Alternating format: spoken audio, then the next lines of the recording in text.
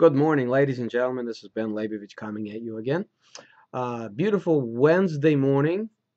Uh, I hope you're starting your day off on the right foot. I seem to be doing all right. Very busy day today, but I'm taking a few minutes. This is an important message. The title of this video is How to Raise $250,000. For me, one phone call.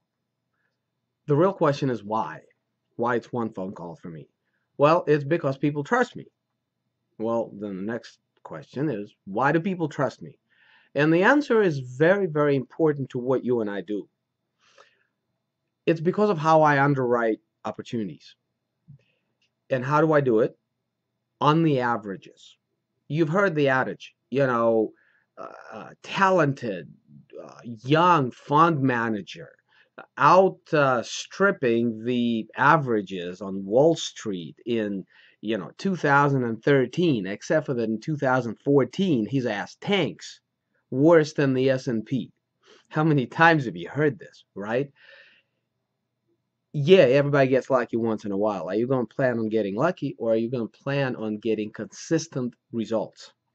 In order to get consistent results, you have to underwrite the averages. So not so much the buildings, not so much the opportunities, but the averages. You got to know what the averages are, what things cost and what things make. And then you got to find holes in that to understand where the value add component in this deal or that really is. Okay. What does it mean to underwrite the averages, really? Well, you got to know what things cost. You got to know what management costs in real terms. You got to know what, turning apartments cost. You got to know what payroll costs if it's going to be big buildings. One of the big things that you got to know is CapEx. It's a number that creeps up on everybody. Most people, in a small space don't even underwrite it. I am not going to get into CapEx here. However, I collaborated with Serge Shukat, a good friend of mine, on an article that we posted on Bigger Pockets yesterday, and it's gone ballistic. And I think it's important you read that. CapEx, capital expenditures, comes in basically two shapes. One is a replacement fund, meaning that money you set aside for future replacements of mechanical elements that outlive their useful life. The second is actual costs of doing it. Right now, this year, the water heater goes out. You got to, pull the money together to go and buy a new water heater. Installed $735 in Ohio, 40 gallon. Okay, I can tell you that number because I do a few of them. That's what happens when you have a few doors. So please read that article. I have a link underneath this video. Very, very important. We've itemized most of the major CapEx items from foundation to the roof covering. And, everything has a lifespan.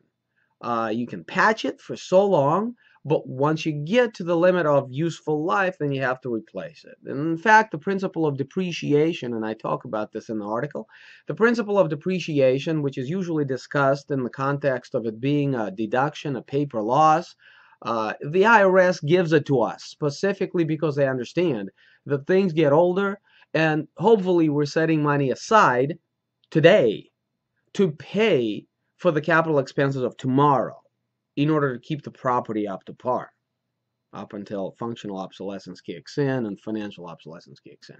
So read the article.